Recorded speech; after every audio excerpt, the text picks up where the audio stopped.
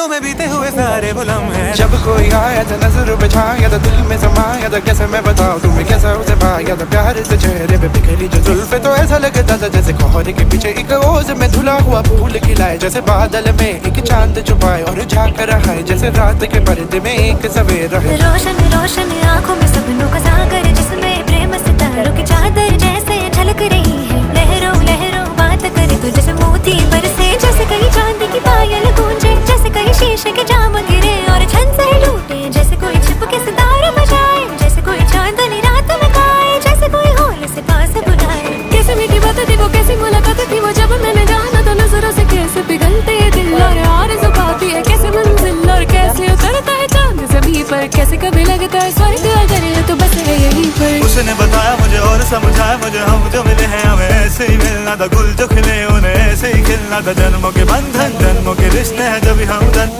আমি ঠিক জানি না, তাই আমি পজ করে করে ভিডিও বানাচ্ছি। এর মধ্যে আমি এরপর আলুগুলো দিয়ে দিচ্ছি।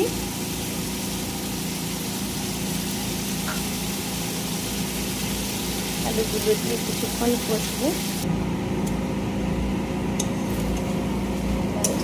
খুব ভালো করে নেড়ে নেব।